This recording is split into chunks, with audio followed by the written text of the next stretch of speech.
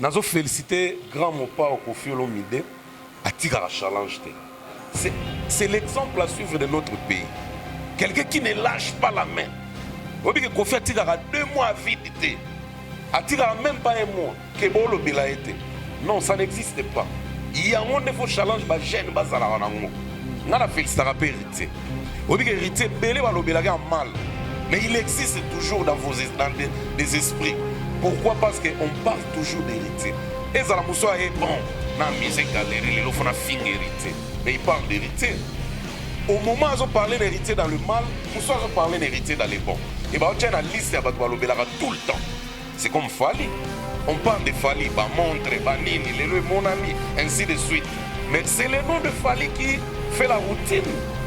Et Azos à la caca. Ok, côté artistique, il peut y avoir la commune trop.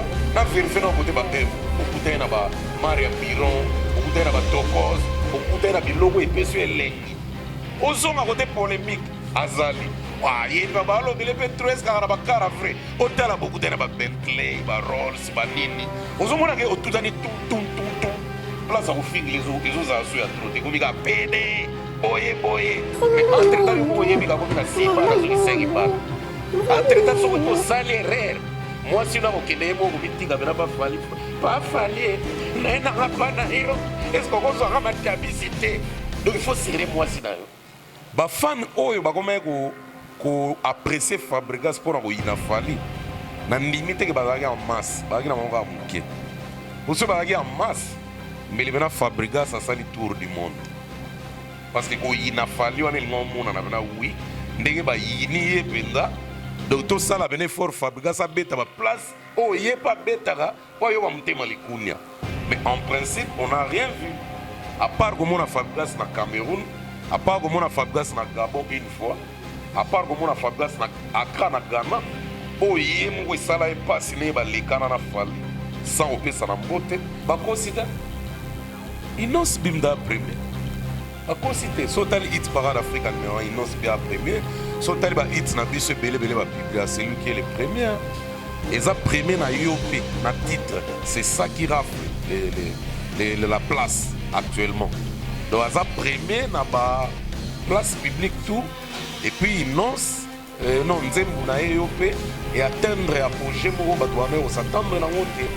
Donc il est le numéro 1 actuel na hit parade et non le numéro 1 en musique en Congo.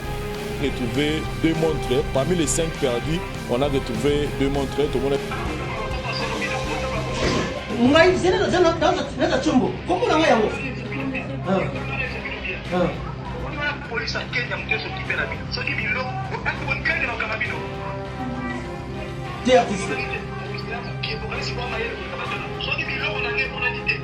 les Kauka, à niveau de Kenya. Mais souvenons-nous que dans le programme on a traité Fali de tous les mots. Mytho, Fali, Adoluka, Adissé, actualité à Maître Gims. Est-ce que Fali Pena Rosa n'a pas montré à Piwana? Est-ce que Fali Pena donc on a traité Fali de tous les mots.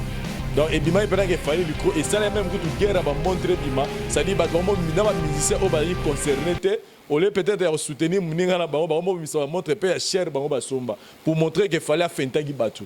Mais le lot où on voit que effectivement Fali pour pas yiba qui montre et les deux ils ont retrouvé. Qu'est-ce que vous pouvez dire dans l'esprit au biso ba congolais to comment nangoya maramutu parce qu'on a n'inge ya faux. Ngai maman Pichu Tonele naza pharmacienne en formation nazo œuvrer dans laboratoire CRMTA où ils allaient centre de recherche et de production de médicaments traditionnels améliorés. Tout tient à disposition de bino ba cosmétique.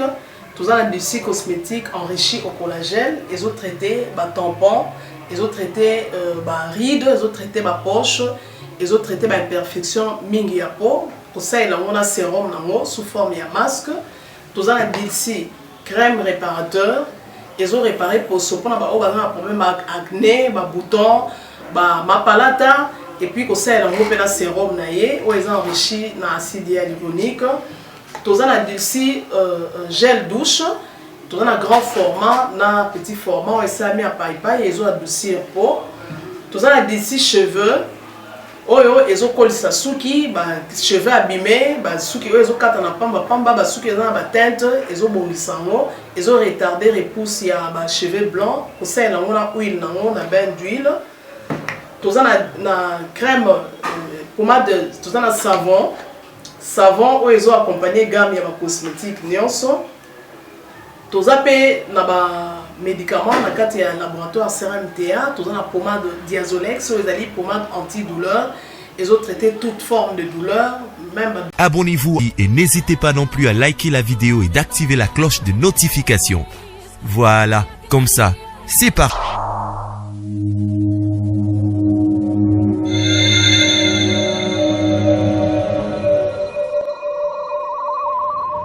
La voix du peuple, oh, la voix du peuple, oh, c'était bien, oh.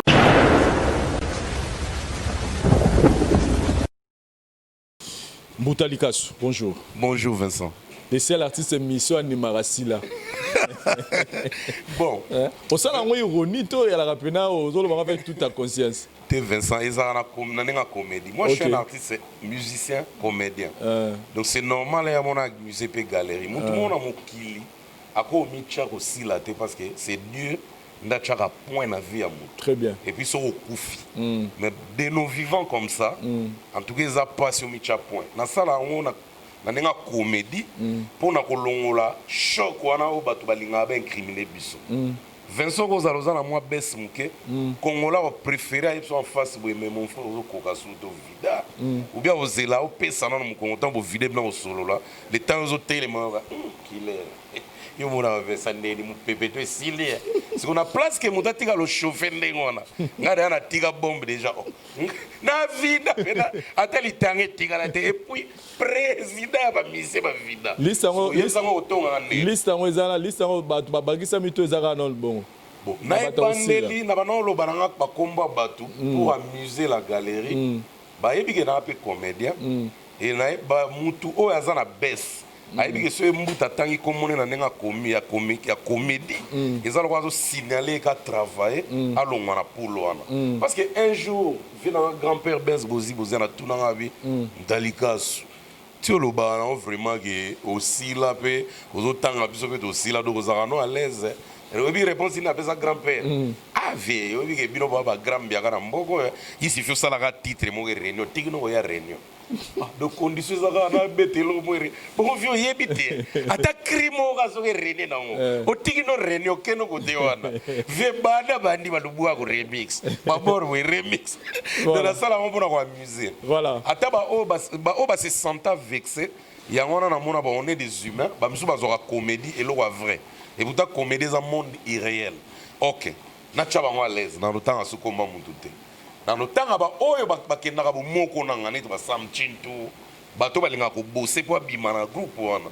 Mais les restes sont là. Sauf que ba chaîne kangi bango bazo ko bimate. Qui est ici? Bonjour mon frère. Bonjour Vincent Luis. Et bonjour à Mbutalikasu également. Donc c'est-à-dire le président Batuto Basila. Le président Batuto Basila. Et puis c'est un grand plaisir aujourd'hui en tant qu'invité Bisson Mbaye, donc et ça nous a bien parce que nous avons raisonné sur la belle époque avec attention, position de tir. C'est killer biloko et belle sanga mutunde yango. Olimo bando rappeler nga siko makamuna yokela bilengi. Tina obima on a AVC. Alors président Basila et puis faire la belle époque, ma musicien le Wally et tous ces gens qui ont marqué l'histoire de la musique Nabiso.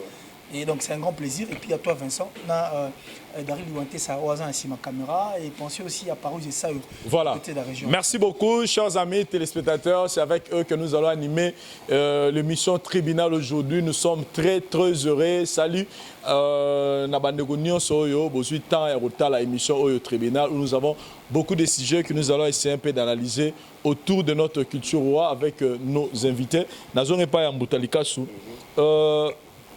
Na masolo aussi là oyo soki na bandi no nango parce que ezana artiste musicien moko oyo batu balingi ba chain na rana balingi ba côté na liste na yo Ba yane na réunion soki na ina loba na lingi yo moko siko muto yebi makambo aussi lango oyebisa biso soki à côté na réunion to azane libana réunion. Il s'agit de Fabregas. Je suis sérieux. Fabregas a mis générique qui n'est tout à partir, je pense à partir de Amado jusqu'à un moment en tout cas Fabregas s'il lance un opus côté générique à ratarassouté. Et puis avec un terme mora lobby kobini samboka oye koma momesano. Mais ce rose à la vraie dernier générique na oyo en tout cas et connaître pena fiasco. C'est-à-dire et captiver Batouté nenge baya Mado nenge bazikida et les autres et captiver Rabatou. Et il y a même des gens au baleki na télévision pour dire que voilà Fabregas asili. Est-ce que les lots au koloba au ko affirmer en auto ko télémélango. Est-ce qu'à la liste Torochepo générique na simbité to banze mona ezo ko accrocher sous souté de l'euro le bac Fabregas ça va donc na aussi là et lilingi ya pambe lilinga ke na net moi maître Gims nengwana a vidété et pas veillé kani par toi ça fait partie de l'album cible lelo batwa parce que vraiment mon on est générique simbité de chez album lelo batwa zo consommer visible lelo Fabregas ça na Abidjan basé par hasard te basé pour ça Fabregas et puis en actualité et puis ils ont marqué époque naie générique ils ont un des titres dans cet album et lingo le batte que générique il y a voilà générique est roi Kinshasa et roi Goma et roi Lubumbashi ils ont une des villes dans un pays donc un des titres dans l'album donc c'est lingo le batte que ce générique est raté yo komino mutalibabe ki album eyo kanate non c'est faux eza na batu mususu générique ezuite mais ba rumba moko ezui rythme moko ya R&B ezui hip hop moko chaki na album ezui ba blow mususu ezui mais toko kende pe na ba exemple batu mususu par exemple Héritier Watanabe asili le poso na ba chroniqueur pona koloba na yeke en face ke ba générique na ezo simbate mais to mona ki ba rumba tekisi album Héritier za fier ya koloba retirada. Et Simbi, na bilan na positif. Pourquoi? Parce qu'il y a eu des titres et des titres autoconsommés qui tous n'arrivent pas à l'aise dans le renier. Bien que le générique accroché qui était yé moko pe a tenir compte dans le avoir que oui côté ba générique na sali échec mais lingo le batteur album na sali échec. De Fabregas ndenge ba doit China qui a komi ko ya réunion botalika sur le kuta. Il est actif, il est là. Et Lelo en Côte d'Ivoire, à l'honneur, les 8 c'est lui qui sera à l'honneur sur le podium. Donc, ce batali Batouabeti en Côte d'Ivoire, année Oyo, autant à Fabregas, et puis live avec tout son groupe, au grand complet de facilité. À la page, et on parle de lui toujours, sauf qu'on l'encourage, à Zongela qui Fabregas n'a pas auto-ébi. On appelle ça un slogan, Moukobini ça, et comment mon message. Tant que Fabregas a un moteur, une batterie, et que le moteur batterie na charge. Pourquoi? Il avait des Sedaya Mado, Atali gauche, Boyazomona, Bina Filé, Atali Koto, Jonathan Likompa, Atali Wazomona Materazi. Donc il avait une équipe de rêve. Et l'équipe de rêve là, tant déjà Seda, à se soutiraki. Tout ça, l'émission, on a prédisé, on a loba Fabro. Si ça joue bon de la Seda, si ça joue Zatamba Liboso, ok, n'est pas bon de la Zara, non, on a groupe nayo, au salon, parce qu'il n'est pas encore temps qu'il y a qu'un de Tikala. Il y a un salami vraiment complètement, et ils ont que Moubesu, ils ont bénéficié complètement na été, et ils ont la tiki on a ma foute na mebo. Faut faire très attention. Fabregas en négligeant. Bon, on négligence, c'était parce que mais il n'a pas fait cette démarche. Et absence, il y a assez dans l'Obango toujours, et il y a une contribution dans le rabaissement, il y a vitesse à la générique à Fabregas. Voilà, merci beaucoup. Killer Kilesi pour Nayo. Bilan à Fabregas. Fabregas, Azo Kitakaka, Fabregas, ça va parce que musique n'a pas définir en générique. Nous autres, mais dans l'ensemble, tout ce que Fabregas est en train de faire, on a un départ au tout ça, est-ce que vous pour Nayo vitesse à Fabregas c'est à un niveau dynamique? Non, mais c'est tout à fait normal. L'orchestre déjà au départ, mais puisqu'il a dit je peux encore enchérir ça. Déjà, dans l'ossature, il y a orchestre. C'est de même dans l'équipe, c'est de même dans les orchestres. Bateau na maîtrise, bateau na contrôle, bateau ça déjà depuis. Ce qui va long, c'est difficile de remplacer. Remplacer des personnes qui vont faire mieux. Donc c'est que quelque part, langage na ba leader ebele bazana pour dire que tant que ngana za vivant attends na beti manzanza on n'est plus à cette époque. On n'est plus à cette époque. Ça dit c'est comme si azon na kaka yene comme ça c'est fini. Et puis toi sur une époque on a été. Toi à l'époque on a été aux musique on est comporté biso le muso sentiment que oh azamuta oh muta oh le muta oh royate muta royate. On n'est plus dans ce temps là. Aujourd'hui, nous sommes à l'époque où Robin Omundi qui n'a eu que 2 vocaux au sein de l'orchestre Maison Mère qui nous sort des génériques aux autres Minzabizo. Mais à l'époque qui pouvait faire ça? Aujourd'hui, nous sommes à l'époque où à l'équipe passage, il y a inaperçu placement. Toi, sur l'époque, on a dit que non, ce qu'on a remplacé, ce n'est plus le temps. Et ça manquement à respect à être humain. Être humain, on soustraire à la pensée. Et surtout, si on apporter un plus dans le c'est condamnable même dans la mission de Nzambe. Kolobake, à tabaki, Dieu peut retirer tout ce que tu as. Parce que sous-estimer, chance à payer ça. Donc c'est pas bien. Voilà. Donc puisque nous ne sommes plus à cette époque, je pense que départ, on est en commençant par Cédric Yamado qui avait en fait le contrôle, la force et l'animation et faire partir, enfin Bina Filet qui est parti et toutes ces voix que nous avons eu à auditionner au sein de cet orchestre, c'est tout à fait normal de sentir moi vide. Et le vide joue aussi aujourd'hui parce que la musique. Quand on a la Fabregas, on le regardait plus côté parti il y a polémique, parti il y a je dirais manquement il y a respect de Tobin Rao. C'est mutumo akulara, Tobi il y a attaquer un. Mais quand il se décide aussi, il y a Robin Nabakoni, ça pose encore un autre problème. Donc le tout est joué en tout cas dans Fabregas. Mais pour dire que si la naïe, moi je dirais non. Peut-être moins changement ou un il s'est fait remarquer, mais il est là, il nous fait danser.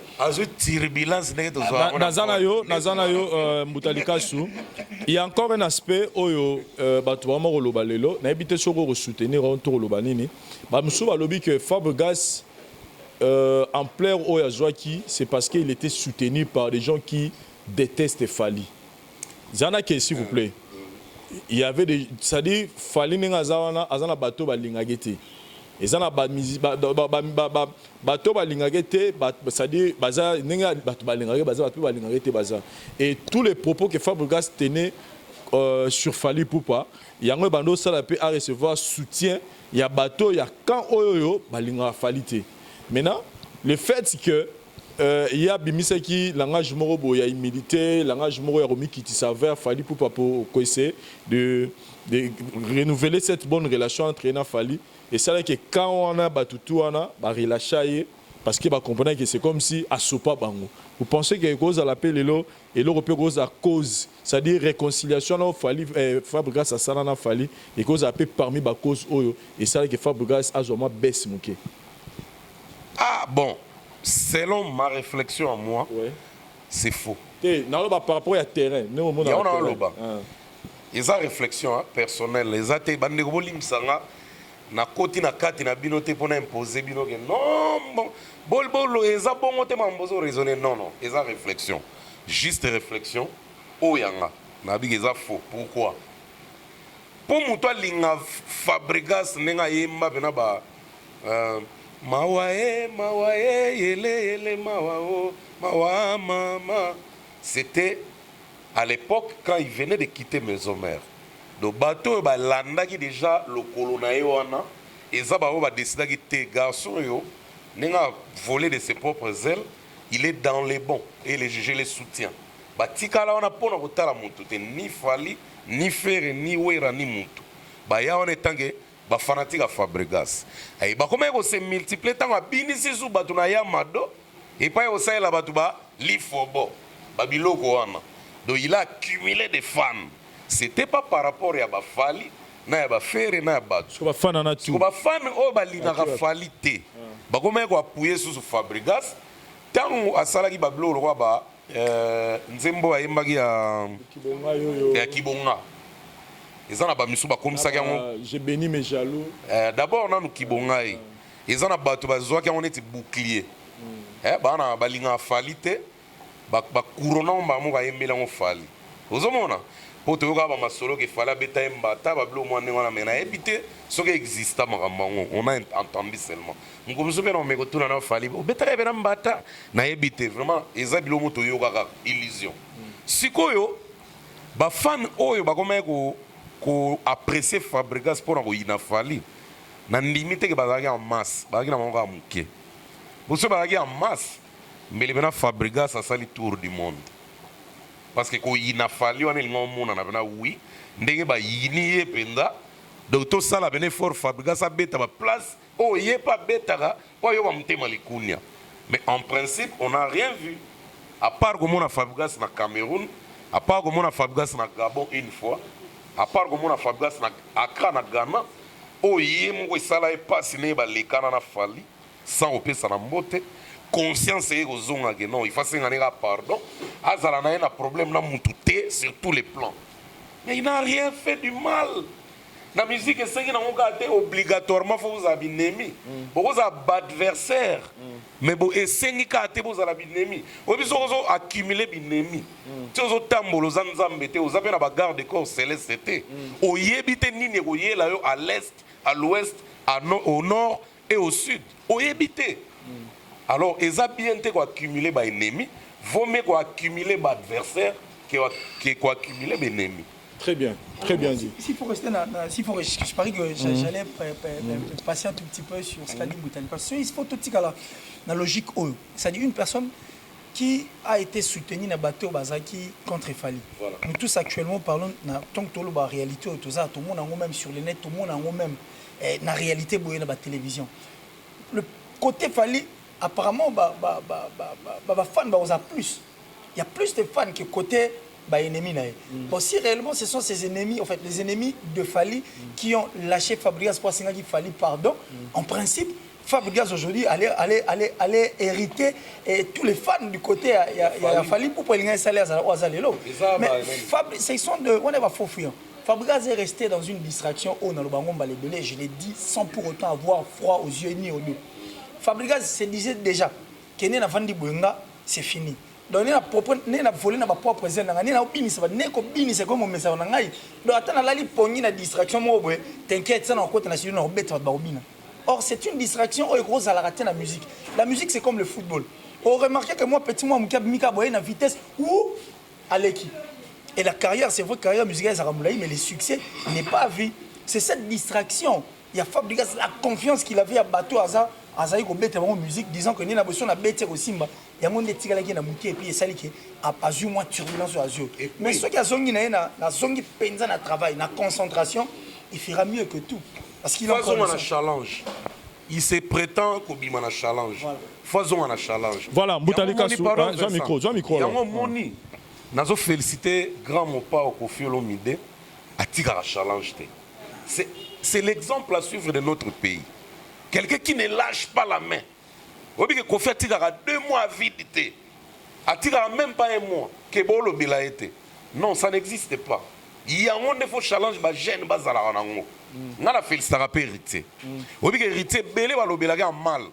Mais il existe toujours dans des esprits. Pourquoi? Parce qu'on parle toujours d'héritier. Et ça la mousso est bon. Na musique galerie, le faut na fin héritier. Mais il parle d'héritier. Au moment où on parlait d'héritier dans le mal, nous sommes parlé d'héritier dans les bons. Et bien, on tient la liste à Batoualobelara tout le temps. C'est comme Fally. On parle de Fally, Montre, Nini, Lelo Monani, ainsi de suite. Mais c'est le nom de Fally qui fait la routine. Et Azos à la caca, ok, côté artistique. Il peut y avoir le commun, trop, na vérifié dans le côté de Eve. Au côté de Maria Piron, au côté de Tokos, au côté de Bilogo et Pessu et Lengi. Aux hommes à côté polémique. Azali. Wa yepe ba lo bele pe 13 ka ba kara vrai. Hôtel a beaucoup de ba Bentley, ba Rolls, ba nini. Ozomona ke otutani tum. Place au fing les os a ya troté comme ga PD. Boye. Mais entre temps yo mo yebi ka comme na siba na zo ki 5 ban. Entre temps so ko salaire. Moi si na ko kene mo ko mitika bena pas Fally. Pas Fally. Na nga pa na yo. Est-ce que ko zo nga matabicité. Donc il faut serrer moi si na yo. Voilà. Voilà, chers amis. Voilà, chers amis téléspectateurs, nous avançons. Parlons maintenant de ces problèmes. Il y a, comme on parle de Fally, profitons et relever l'actualité. C'est avec le Big Base au niveau Internet où on a retrouvé 2 montres. Parmi les 5 perdus, on a retrouvé 2 montres. Tout le monde a dit Soulé Kaouka na niveau ya Kenya. Mais souvenons-nous que tant au problème Bandaki, on a traité Fali de tous les mots.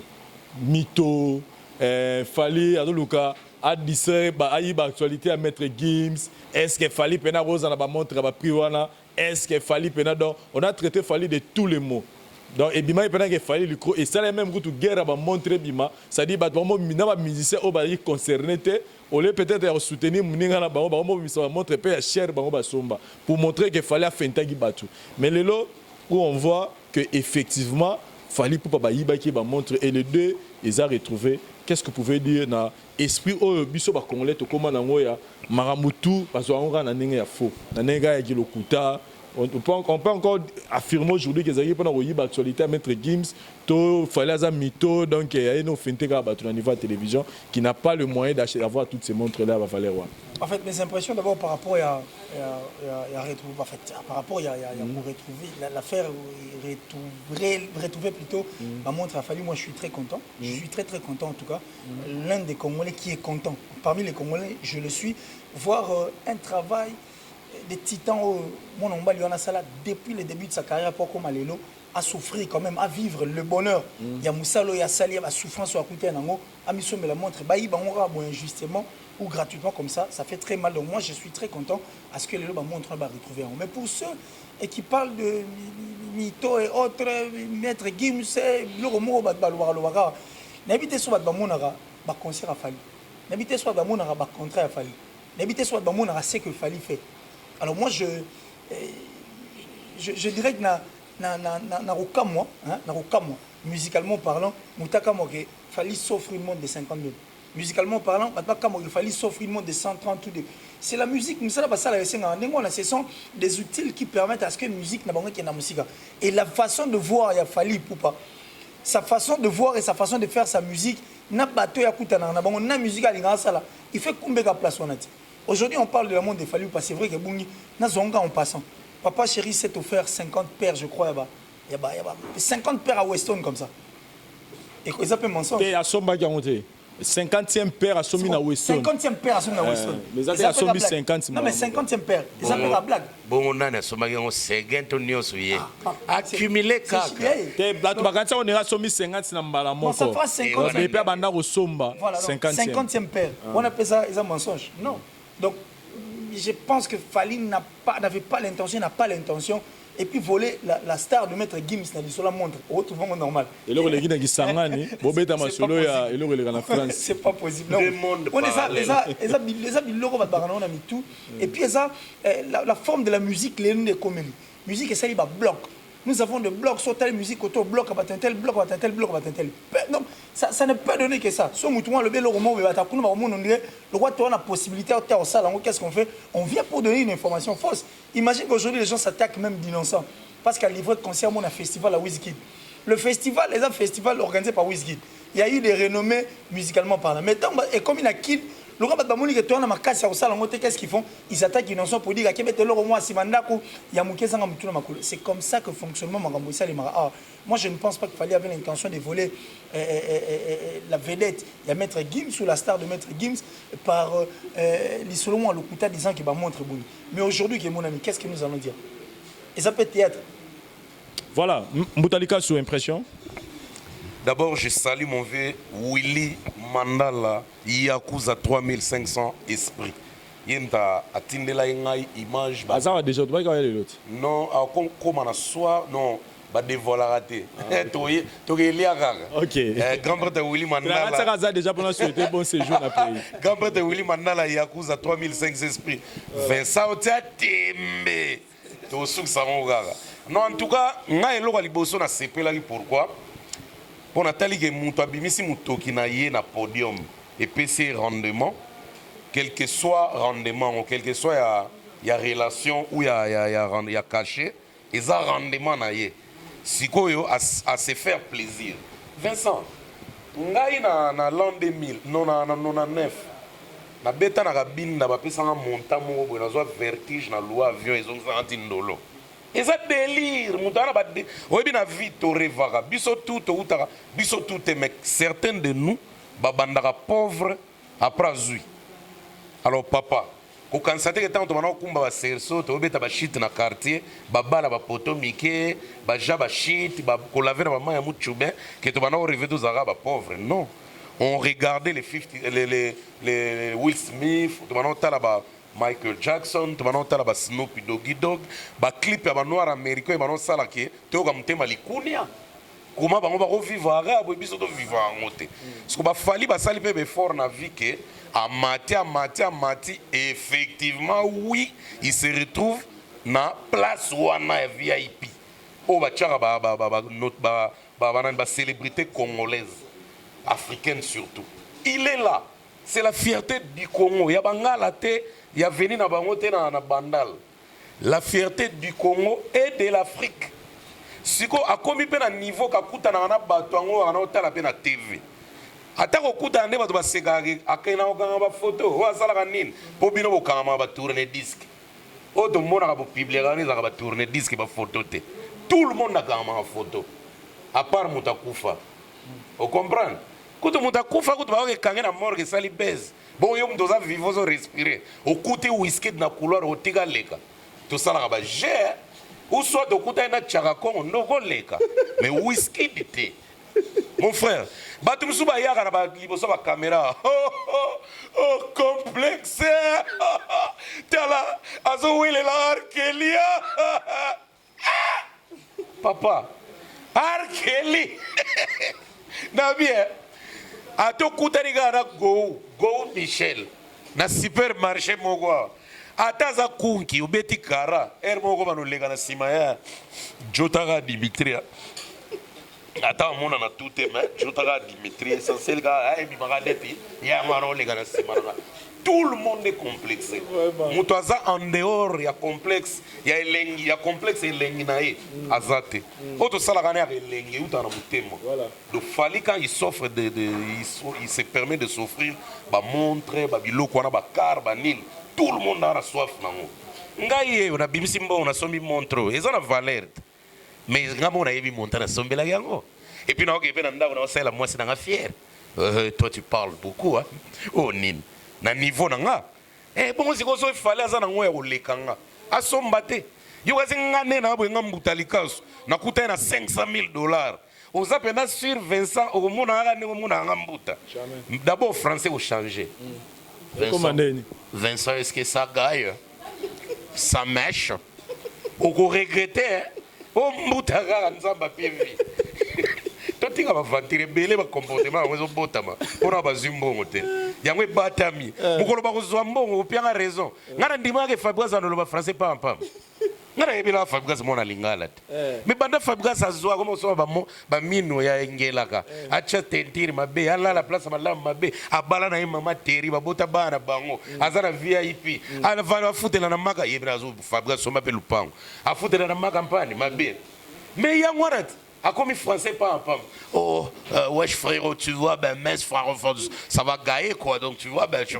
c'est Léo asoma bandaku atamula na ba Jaguar français kangamba na po ngana yebi mutazora avion na kina keka mbujimai azongi après 3 jours so web c'est aya ndeni n'importe quoi n'importe quoi pas matika avion bon combien de fausses réussites na vie na yo au souffrir na ba biloko ozana on posate y délire des aba montre tika sepela et alors ba ya Lucien Chamos alingi pe montre trop et alors ba Jean David qui a monté mo konza Coca-Cola alingi pe montre trop donc bango même bango normal fallait le waza musicien ndeli sumu papa cher la ta ba montre cher wera la ta cher Kofi n'en parlons pas il na ba diamant so il Kofi l'accenté peut-être na ki papa na ye amonake na komi moi responsable pe na côté wana na tika no mamba et puis na mutu moko na mboka na biso aza mura ba monte pona propre secrétaire na autant communauté mais so bat ba comprendre que ye donc bat ba seka ba neni ye pena na niveau na ta ba chaussure moko jar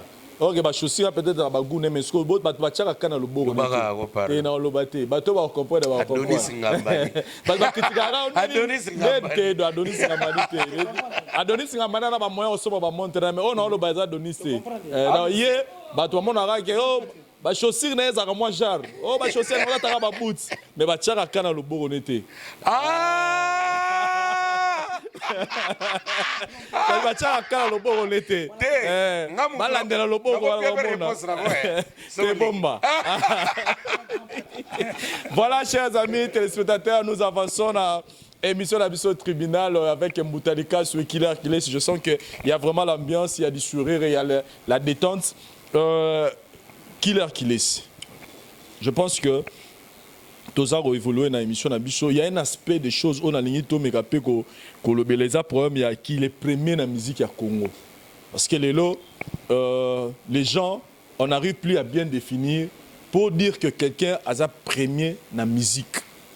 Quels sont les critères? Parce que je sois clair, aujourd'hui, il y a des gens qui se permettent de dire que Innocent Balou Memtaza numéro 1, il y a musique, il y a Congo dans la minute. Vous appuyez cela. Si vous appuyez cela, est-ce que vous pouvez nous donner des critères où appuyer là? Ce que vous appuyez en côté, est-ce qu'on peut savoir les critères où vous appuyez là que Innocent Balou mais sur la musique à Congo et pour nous qui en ce moment on peut dire qu'il y a un numéro 1 dans la musique à Congo? En fait, il ne faut pas qu'on se voit de la face. Hein. Je l'ai toujours dit, tout solango sur les lots. Dans chaque génération, il y a toujours eu des grands esprits. Mais parmi les grands esprits, il y a un esprit qui domine les grands esprits. C'est clair. Génération Nyon sur musique Nabiso, tu y es bien Salema. Ça a été le cas avec Papa Emba, ça a été le cas avec Lombo Makadi, ça a été le cas avec Kofi Olomide, ça a été le cas avec Ouéranson. Mais à l'époque où Ouéranson a sa succès, à l'époque où Ouéranson a eu le colo, il y avait des artistes musiciens qui aussi bandaient au battre plein la bango. C'est de même pour pour ces moments. Entre nous soit dit, tout s'est voilé face. Il y a plusieurs grands esprits, mais le grand esprit qui domine à ces instants, c'est Fally, c'est clair. Innocent, c'est un artiste qui est en train de fournir Wazap Nanzela, parce que vu son âge, vu ce qu'il fait, ce qui a esprit, ce qui a foncé, je pense que à la future, au moteur, au la soumo makasi. Et tant que classera moto Aza numéro 1, aujourd'hui on parle d'Innocent, mais on oublie quand même, tu oublieras, comment dirais-je, prouesse, effort fourni, les albums des autres. Nous oublions tout ça là. Tu as maman pour moto, on a sali succès, moto pour parler de la moto, on a le comment, ou aussi tu as mis on oublie, mais ça la force, il y a chaque artiste musicien. C'est vrai qu'Innocent est en train de battre son plein, à son niveau, à son jeune âge, il nous donne ce qu'il faut. Et puis il est Nathan, le roi Zappen a challenge, c'est clair. Challenge, si aujourd'hui, tu as le soleil Innocent, surtout il y a 2 mois dans 6 mois. Au moins, pour tout le monde, Innocent, il a fallu parler d'une polémique d'Innocent pour la tissi, bantabamo, couronne, dans le clip. Toi, tu penses qu'il fallait que ça me tombe autour, tu as bantabamo, autour, dans le clip, pour aller ça ne se fera pas. Et nous avons plus ciblé Fally pour moi. Et pourquoi les personnes intéressées qui sont Fally, il y a aux alarmes, on s'accroche. Parce qu'il sait que Fally aujourd'hui, quand il est là au-dessus, et par contre, il va passer l'effort, comme donc c'est tout à fait normal qu'il m'a emmené mon Salema. Mais pour ceux qui sont derrière Innocent, qui encouragent Innocent, nous disons merci. Mais bateau ba kolinga ba tindikaye na libulu moko bo mais les préjudices dans les jours à venir, ça bateau to ko boya. Et puis Innocent de lui-même doit aussi regarder son entourage. Lui pense qu'il est en train de faire plaisir même le bateau au commissaire. Yo quand le artiste et musicien va ça tout tourner, toutes ces personnes qui entourent Innocent sont contentes de voir Innocent petit moi en pamba a outi na superstar ayeka ba komo dusola biso place a dusola biso to dusola te. Est-ce que ba betele maboko pas c'est pelane pour encourager to maboko na ko za maboko munja kanisa ba betele pour bomai. Ça doit aussi lui ramener à ce que à réfléchir beaucoup, qui ne se laisse pas na bateau ba rotindi na ninga désordre pour kumba place à olinga kende. Azano jeune, carrière neza moulaï, il peut encore faire mieux parce qu'à son âge ce qu'il est en train de faire fallait ça langue. Na âge na Fally il l'a pas fait. Donc coup de chapeau Innocent à supporter à la place où aller ça la tenait aux tortines za match makolomo bikuise ndeko luka makolomo mbolo non qu'il reste là. Je parie que ça va faire de lui un grand artiste dans les jours à venir. Qui sait si c'est lui qui sera le grand esprit de notre génération? Qui le sait? Alors pour ça, il doit faire mieux, aller de l'avant, foncer encore, bouger. Pour analyser les artistes et musiciens, au rejoindre le président Nabiso Moutalikasu. Donc, le président de tous les musiciens Basila. Voilà. Donc Innocent ne se fie pas dans bateau à ça là est important c'est sa carrière. Ce qui est important, faire parler de la musique congolaise à l'extérieur. Ce qui est important, donc ça dit apporter un plus pour la culture de la musique et de la musique. Mais toi c'est voilé fasté aujourd'hui nous parlerons il fallait pour pas n'a et tout. Donc point barre et ça l'a pas cité mais tout comprendre que époque les époques puisqu'à comprendre place il faut de cela puisqu'à comprendre place pas tellement si qu'est-ce qu'ils devront faire tout ce qui a monté prendre papa memba si un moment kufa Mbutalikasu lelo il y a de nos confrères chroniqueurs et puis d'autres personnes qui aujourd'hui bazo Innocent Baloumé c'est le numéro 1 de la musique congolaise actuellement. C'est un danger pour Innocent Baloumé, bien c'est quelque chose à encourager personnellement. Et puis pour Nayo, s'il faut parler que Moutaza est le premier, c'est par rapport à critères nini. Oh, peut-être qu'artiste et musicien, yo musicien. Pour le musicien, ça premier, au hasard premier, critères nini, au bino utiliser pour le bac, au hasard premier, Et puis pour Naka Innocent Baloumé, qu'est-ce que vous allez dire à la fin, yo c'est la première musique, il y a musique congolaise des années Namito. Mais oui, Bakosita, Innocent Bimda premier. Bakosita, Sotali hit parade Afrique numéro 1, Innocent bien premier. Sotali ba hit na biso belé ba publier, c'est lui qui est le premier. Et ça premier na UOP, na titre, c'est ça qui rafle la place actuellement. Donc ça premier na ba place publique tout et puis Innocent non nzembu na UOP et atteindre apogée moko batouane au s'attendre na ngote. Donc il est le numéro 1 actuel na hits parade et non le numéro 1 en musique à Congo. Il faut qu'on différencie bien. Numéro 1 en musique à Congo, batala kana ba critères belé les gens besoin proclamer, les gens besoin proclamer ba point à montu na fin de l'année. Bozo tchake non, le premier de la classe c'est Vincent Chilouise. Il faut batala na géographie aux oreilles combien. Na mathématiques aux oreilles combien, na français la grammaire aux oreilles combien, Babilo autour là. Wana baalo ba Innocent yete la personne. Oui la personne mais c'est le titre Yop. Mouteza premier lelo. Toko barangoda titre mon côté lelo les Yop. Wana vraiment ata bena ba angelu ba yebi. Mais le numéro 1 en musique, ils a pas si tout ça pourquoi? D'abord surtout qu'il y a un monde virtuel sur internet, ils n'ont pas assez à moi batouper, ils ont assez à Kofi, ils ont assez à Ferré, ils ont assez à Fali, non, ils ont assez à Fali, ils ont assez à Kofi. Dans un monde virtuel, les followers, le nombre d'abonnés, les oiseaux landés dans les clips, les vues. Parce que Fali a un multimillionnaire, il y a des vues. Ils n'ont pas un millionnaire, il y a des vues. Kofi a multimillionnaire ya ba vu do ba premier ne baza ba ngwana ozomona poso tali obani ko tala obani ko calculer au mona ke ba nombre de millions de vues au Innocent sali oui na âge na il le mérite mais il n'est pas au sommet au mona ke bato baza na sommet ne bazali so do chaba da jone comme maman fouidi faut comprendre mais ce que to tali na hit parade actuel nzembo ezobeta actuellement c'est Yopé. Et comme on attend, comme un deuxième, et comme un troisième, premier baroya. Parce qu'on est à et là, au moment où va changer. Oui, on est là, tu es l'objet de chanter dans la première, tu es l'objet des Zimboïsés, tu es l'objet de l'héritage de ça. Mi-ange, mi-démon, peut-être héritier, peut-être Faline dans salle, et l'eau, et l'eau, on a eu des avant. Tokos 2. Peut-être Falim, on a des places, il y a Moutouté, Moutouté, il y a Fimbo. Lika Soubaza la wana 9 mois et puis sauf qui paye wana 2 mois donc il ngolo baké tant on a zaki premier na hit parade on a Mutalika sous position de tir il ngolo baté na comme première musique à Congo bon Kofi au chai wa ba ningi sile ba yaya ningi sile au tali ba paramètres nyos Kofi on beta na dada do tina Venezuela bon à l'époque où era zalaki wa hélicoptère oyoki yango ya bien umana ngabado ngoma sambi babilo wana tungai okay changa ni likola wera wana na bandi maladi ya diarrhée verbale vous comprenez et puis j'aime bien na pointe auto bimsa fait de l'amour auto bimsa album ne fait de l'amour et na gaz à danger et puis Titanic ezoya ngana premier na hit parade menaza likola JBT parce que bazana ba palmarès bana ba biloko belema wezo constituer ke baza na place wana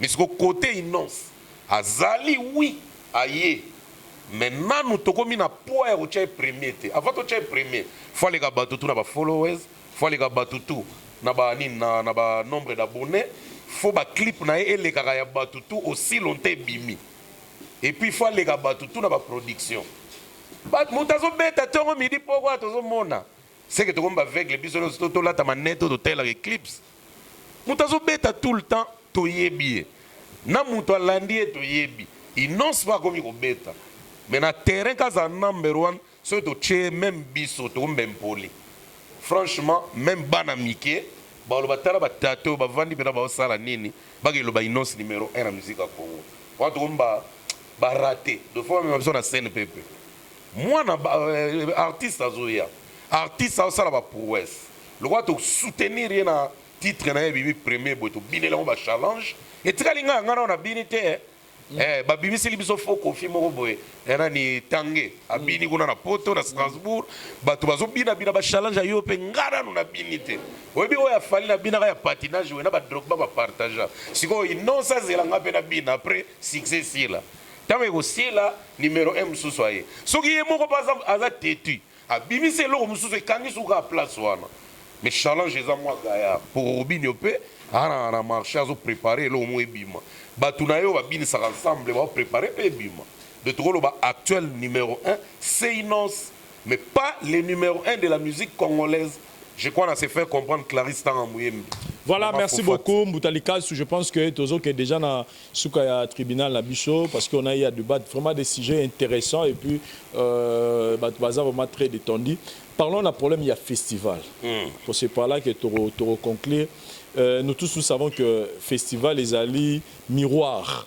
Oui, ça permettra ko bimisato ko TKP artistes et musiciens sur le plan international, si je peux le dire.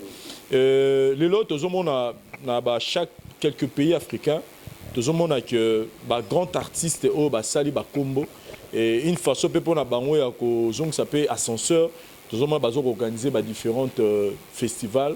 Et le plus récent, pour ne pas citer tant d'autres, il y a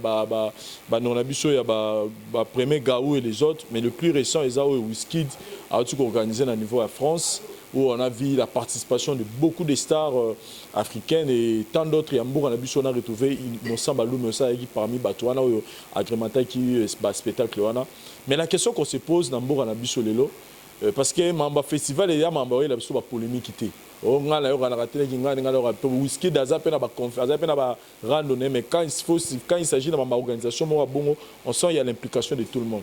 Est-ce que on parle de première musique, mais bateau bazana makambo. Vous pensez pas que quelque part baza peut négliger aspect wana ya festival que tout le monde na mboka na biso que on a festival moko boye pena que ba musicien pe ya mboka ta musu musicien moko pe ya munene na mboka na biso. Je peux citer par exemple Koffi Olomide au pe organisera chaque année ou peut-être une ou 2 ans après ils appellent une façon il y a aussi un miroir ya musique na biso congolaise à niveau international. En tout cas merci Vincent pour la réflexion d'abord et puis question. Na ko festival est important dans Mboka, le festival est Salamanga. Et c'est important dans Mboka, les artistes au bazar renommé pardon, ba organiser un festival. Mais c'est obligatoire. Pourquoi on a besoin obligatoire? Pour la sala action moro boyna mis sur batu, il fait ça la consentement na yo moro. Il fait ça la passion na yo. Soko reva ya ngote, au sala ya ngote. Dans Mboka na biso il y a des artistes qui font aussi des festivals. Tant que tu as des artistes de renom, festival Awate, les gens se trompent. En 1999, papa oui maintenant a vu ça Fulangenge. À ça le festival Fulangenge pour 50 ans âge na stade des martyrs. Artiste Msoupe Baya. Ozomona. Lexus Légal, qui est un bon artiste congolais, il fait la R&B. À ça le festival RDC et Manchaga. Mais sauf que tant autant ça la soutien pour peut-être à côté de la politique. Jafos, à ça la festival à Jazz, là, mais ça va être en Bondat. Bolivie, ça la yaya Londa, à Limbonda, pour Bondima. Le reste Jafros, pour Bondima. Hazard, artiste de renom, Namboka Nabiso, ça la Jazz Kiff. Vous avez vu? Et ça la artiste Missou Soupé, bah, méga, loi NMB. asalaki mongo na matadi eza mpe kaka festival mais bafestival mpena oyo ekendaka sango ebele bato mingi bazokosatendre ezala grand artiste ya mboka ndasala nazoka pere mongo me fali koma asalaka festival te feregola ndenge asalaka festival te werason ndenge asalaka te Koffi Olomide ndenge asalaka te te eza mabe te eza obligatoire te lokola aza Koffi lokola aza Fali lokola aza Wera lokola aza Jibe lokola aza Fabregas lokola aza Manda Chante il faut asala festival il faut ezala nanu passion ya moto alingaka biloko yango mpe aza na bayida yango mpe wana omona moto akosala yango bien mais soki moto aza na eza passion na ye te akosala yango sous couvert wana mpe bakoescroke to bakokende bakosalisa mpe mauvaise organisation boseki lisusu ye donc on souhaite cela mais on n'oblige pas soki na Côte d'Ivoire bato bazwa idée oui asala foti azwa idée c'est bien mais est-ce que meo azwa idée yango est-ce qu'Alpha Blondy asala yango namona une fois Alpha Blondy arassembla bato ya reggae mais na Côte na Burkina Faso biso mpe tozala na tobanoki ebeta Mali tokutana na bango na aéroport ya Côte d'Ivoire baoki festival Alpha Blondy na Burkina Faso mais ezalaki mpe na festival te ezalaki asangisaki bato ya barege kaka neti mwa retrouvaille ondire ezalaki ele omoni ti anniversaire ya Bob Marley babilo mwa bongo tout le monde te asalaka yango parce que ezalaka par passion ozomona Koffi akolamuka leo na ntongo mpa bibona osala festival chacho par exemple mpona 45e anniversaire ya carrière nanga oui ça peut se faire mais nano ayoki mposa nango te Koffi mpa akolamuka ntongo moko boye non naosala festival moko festival quartier latin ndenge quartier latin ekosa 35 ans par exemple eza mpe bien Fali mpa akolamuka na ntongo moko festival tokos abengisi banani baartiste de renommée internationale mingi baye mpe na mboka na biso oui babikolo par exemple ke eza obligatoire kaka ke baartiste koni to bastar na biso ya mboka oyo bazorepresente ke basala kaka non imposition eza mabe totika mitema na bango esala bazomona mpe. Parlons maintenant de eux-mêmes les artistes musiciens tolo bango ba musicien na biso tout oya toyeba ya danger batika biso je peux citer exemple Papa Wemba qui Kester Mene Amadilou on parle d'eux que quand ils sont vivants et puis une année après leur mort mais après tout le monde en masolo na bango lelo ce tobito kontolo ba 4e ou 4 ans après liwa qui Kester Mene à ce on compare on a une année tant que ça une année na ça mais le monde que ils ont un impact ndenge morote. Mais surtout, nous avons le roi Jamaïque, nous avons le droit Bob Marley, où on vous dit que jusqu'aujourd'hui, comme on est à Pamba, et quand ça a au moins 40 millions de dollars chaque année à travers différentes marques, comme on est na Bilamba, na Bamaï, na Marabutu, tout. Tilelo, son nom seulement de 40 millions par année, c'est-à-dire au moins. Maintenant, ce qu'on a des musiciens, c'est vrai, l'autre, on a des musiciens, ils ont très cher, ils ont cher, cher, ils ont rêve, il faut réaliser, ils Sankara, tenir leur vie, ils ont la possibilité d'en raison. Mais, na bango européen. Est-ce qu'ils ne peuvent pas aussi penser, bon, la salle Moussa, je fais mon temps. Mais l'objet non, ça l'a été. Quand tu as Babylon au Moroboé, n'est-ce pas Bob Marley au monde qui rien que quand utiliser comment ils ont continué au code Sambon en Mboka. Ils ont ça la paix qu'ils ont contribué à bien-être de tout le monde. Vous ne pensez pas que les missions na biso pe bako penser bon. Quand les missions mais les célébrités en général, bako ça peut na di conditions de son vivant, ba déjà ko implanter le mot tam souvent mai moroboy to mela ya combo parce que ba bazo oser, tout le monde ba oser mais d'une manière pas avec détermination. Tout le monde on a fallu mission la maman attitude mais on a impact dans la population exacte. Vous avez un impact sur la population pénézate. Magasin bon. Et puis prix. Voilà, puis prix. Vous avez un prix morobo. Non, prix est cause à la passe. Mais on peut autant, c'est-à-dire, n'aspect ou non. Pensez pas qu'il va misser un peu bako qui peut canceller au moins. Bon, le mot, ils ont contribué à la société, mais ils ont sapé comment on a bango et continuer toujours autant. Vous avez raison, Vincent.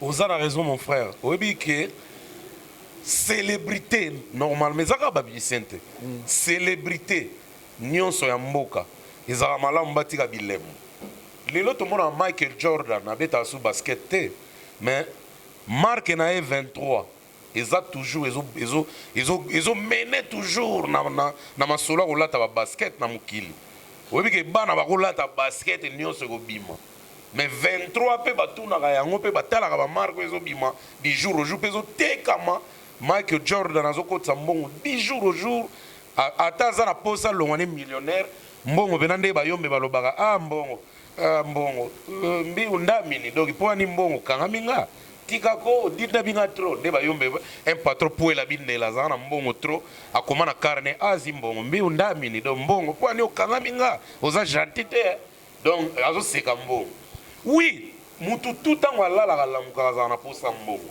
bacélébrité na biso bazorêve lobi tomona ye bave na biso baevologo joker la carte qui gagne bazalaki baicone na mboka oyo bazalaki bagrande star na mboka oyo kepeno otali boye donc bastar ya liboso ya bajeune batambola na bapasate na mboka oyo ke dega mais so asalaka ata marque nde moko boye par exemple ya sardine ke lai to joker lai to eloko moko boye ou bien eloko moko bato bamelaka ou bien elamba moko boye mbele lelo kombo evoloka ata na musique ekita mais omona penake na société kombo evoloka mbele ezalaka danger lelo mpe tomoni fale ameki kosala marque ne attitude tout ça mais nga namonaki avant bimisa marque yango falaka sala na shop falaka sala na shop et puis na capacité fale aza nango kosala mpe shop na mboka na république mobimba akosala shop na Goma akosala shop na Matadi fala sala biloko wana aoteka na biloko normal et puis après attitude ebimi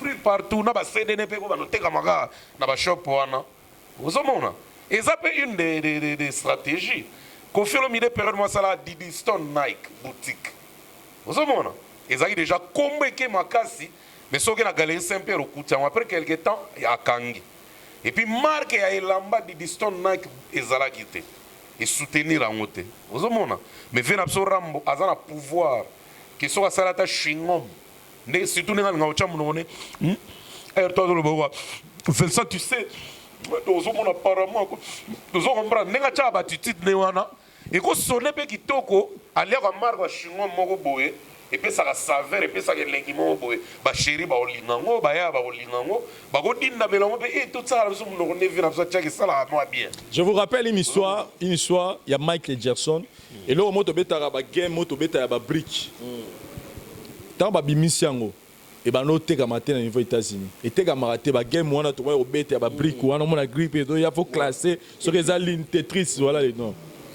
et un bon jour Michael Jackson a fait la publicité sans baïeba. C'est vrai. Donc bayo zo Michael interview moko ce qu'on lève zo Michael interview ba kuti Michael a obetango Michael a obetango na nenga pibité ya pas kaka mais na bisi bino interview les gars na TV lobi ba sala rupture de donc rupture stock est vide. Bon ozomona et à partir du jour on a et comme la type biso na bagencha ça to mboko lukato betango dozo comprendre suppose que soki ezalaki ya ye moko omonaka baartiste na biso bakosala biloko wana mpe tikisango makasi na mokili pourquoi talaka afale alati blouson Louis Vuitton mokili mobimba oyo atumba mabe oyo apupula mabe oyo akima nango mbango mabe oyo asala boye mabe oyo atelema nango fixe na ye moko bato basala yango polémique wana te voilà donc c'est vraiment bato bakosala makambo na mboko mpe bakontinue kokotisa mbongo na aspect mosusu vita club to motema pembe kutu so babimisi mo eloko bateki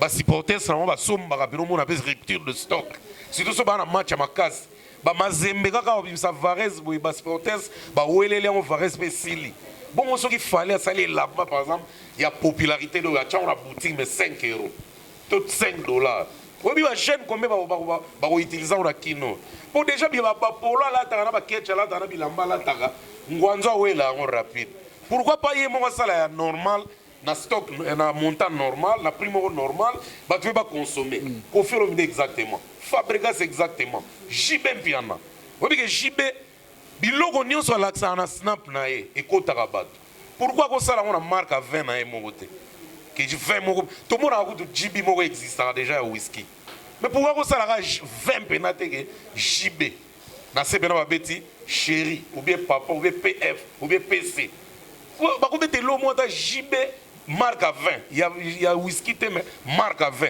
bah tu vois bah que marque on est à JB piano na denga linga luxure denga linga bourgeoisie oui mais combien de bateaux consommant voilà mais Ludovic Biart au fallait à Mbelaki c'est un Congolais à la marque na roi Manitou champagne fallait ayembeli yango eza na nzembo ayembeli mutu ayembeli Ludovic te ayembeli champagne eza pub Mombasa eli champagne wana sauf que tout le monde en stock te na ba magasin wa Ludovic pe so aza maele so azolandanga ako casser pe prix babi na niveau afrique champagne roi manito na $30 oui que tina ba boutique ba kwanta okuta roi manito mutako soma ngana loyenge ne fallait ayembi donc ba artiste na ko ba célébrissime bazana plein pouvoir ya osala biloko na monde ba na ba projeter o bazo conseiller ba on va sala yango. Voilà, merci beaucoup Moutalika Sou. On conclut avec Killer Kilesi. Ouais, mais bon, Moutalika Sou presque il y a Fungami hein, là angle tout. Mais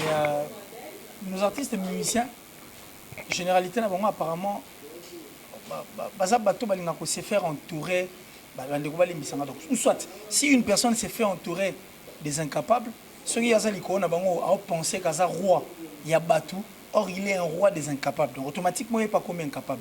C'est l'entourage qui peut faire à ce que et Salema c'est la question où tout s'est posé avec tout ce qu'ils amassent avec tout ce qu'ils ont batuni barana bango tout autour étant bafanda basola on y basola on dirait la musique parce que la musique bah musicien il faut te battre dans le cerveau comme si être musicien c'est être un zoba. La musique est une partie intelligente. Donc si tu musique bah bon on maïle bah tu on a mutu ya musicien l'artiste est belé bah on paie sa cours na ba var na ba université bela mine. Donc ce qui veut dire que c'est la partie intelligente. Alors une partie qui est intelligente, qu'est-ce qu'il faut faire? Qu'on redorer en haut, qu'on paie ça sous moi tennis, qu'on paie le sous matière. Je vois mal qu'un artiste comme notre regretté DJ Rafat, un Ivoirien, bah nous traité dans liste ya bato baza un voyou, mais sans heure ba clash na, sans heure n'engena oloba. Tu sens que c'est une personne qui tous les jours de sa vie apprend. Qui peu importe bateau bazo entouré mais ça quand même le bateau baza permet nous permettre à Lucas Samarabo zo kendel bosso c'est ce que nos artistes et musiciens doivent aussi faire ba mais quand on revoir entourage ba mais quand on revoir en fait la partie musicale les partie na bango qui est une partie forte la partie intelligente na bango voir ce qu'ils peuvent faire de façon que combo étigal je parie que bango mamona artistes et musiciens bango de leur vivant ils voient les artistes et musiciens ba kenda déjà oi comme la bango. Moi, on a 3 ans, papa, nous étions avec Daryl Diwanteza. Nous sommes allés à 3 ans, papa, donc ni tété banama tongue, ne les solons la pébé tamarade. Ne les solons papa, et bunga peko bunga. Et puis, nous avons dit que les soyez l'année prochaine, en avril, et que nous avons tongue, bah, zuipe katene, bah, kanisagi, yeba que maman est non en péril. Alors, soit tu as ta marque ya mai tu mela ta mai mo tout monde a mai belé tu mela raison on a pas combo ya makasi mais on a combo par exemple mai le roi suisse et mela marafort parce que mai mo beaucoup mais le donc mais tu mela que encore avec kenda beaucoup via kenda beaucoup zoé de fali de ngazal roi yemba wanzemba ba makamba bolingo na makamba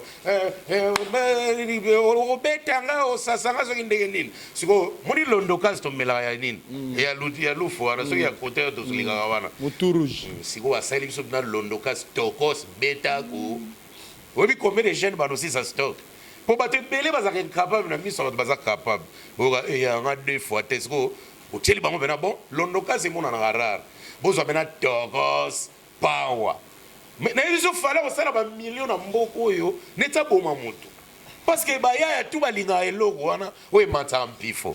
So you beteli bango na baligal to etekama ne ba mona Sprite ba mona tokos power izawana et puis mo na beti bena tokos power o beta bale na niveau mo lemba de 3 heures du temps mais mo mona bena do biso nanga ite tokos power voilà killer hein. Ouais mais c'est ce que je t'ai dit l'entourage et puis la vision est faite à la lointaine, de façon que Ezala encore et toujours. Voilà, merci beaucoup Killer Kilesi. Là je dis une big salutation à Madame Véronique Yala. Mon ami Tchombele Moutou, Véronique Yala, Bakalate. Il y a mon frère et ami Tchombele Moutou. Et puis je salue aussi mon frère Pegim Bamba, Christian Kalenga, place Bozaba, Motorabino Yangwana, Rigen La Pulga. yo pe ngwana mbote belé place aux en direct à France Rigain la Pulga Peggy Bamba puis Christian Kalenga ba mbote na bino et mingi mère na biso Véronique ya la motema ya chombele muntu ya bino ya ngwana mbote belé je pense que tout le monde qui na su émission na éjaculation précoce, dysfonctionnement érectile, faiblesse sexuelle en général et pas bas ces autres traités frigidité, ils ont sous forme ya comprimé. Tout ça, la zinguinalis, on te présenté sous deux formes, comprimé, à sucer, na suppositoire, où ils ont traité différentes formes hémorroïdes, internes et externes. Tout ça, la méamycine, où ils ont traité la levure, tout ce qui est amibe, tout ce qui est maladie, kyste, il y a amibe, ils ont traité en eau, sous forme comprimé dans le sirop. Tout ça, la crème méamycine, où ils ont traité tout ce qui est maladie à peau. Genre d'être malade à PC, mycose, et c'est là qu'on a il y a mibali surtout à zola ta sapatou, maladie loto, méamycine crème azo traité en eau. Tout ça là allium y azo traité toute forme, il y a hypertension, azo normaliser tension na yo, ceux qui tension est mataga, à quitter si à normaliser, ceux qui quittent à mater si à normaliser, et ça à partir à aïe. Tout ça, la menga, c'est un produit anti-anémique. Bateau connaîtra problème et anémie, quelle que soit l'origine, menga, ils ont remonté, ils ont tonifiant, ils ont plus de énergie dans les autres. Voilà, ils ont gamme de produits CRMTA, laboratoire où ils ont travaillé essentiellement dans les phytomédicaments, dans les plantes médicinales. Donc, nous avons tous les produits au moment où et ça mis à partir de l'anxiété et à bon à part bakisi on a si kotangela bino tozala maladi musu auto traitera pe auto sala to benga ba préparation personnalisée ndeti na ka ba myome par exemple to gosa une préparation mon corps pour et permettre de réduire dimension à myome pour et faciliter au kobota to na kisi o epesa pe bato bazolo ko kobota voilà to traitera en couple et ba contact na biso na Kinshasa eza plus 243 81 83 13 322 plus 243 81 83 13 322 plus 243 89 89 33 855 et na libanda tozana plus 1 514 329 12 56 plus 1 438 765 64 73 voilà les numéros à contact na biso bandeko ba kobenga libanda na ka ba maladie songolo pakala maladie oyo ba tene tondante oyo esalaka ke moto abima ba mafina na mutu to traitaka ngo pe donc contacter biso opposer problème na yo to ba plante nini oyo ekozwa solution na problème na yo.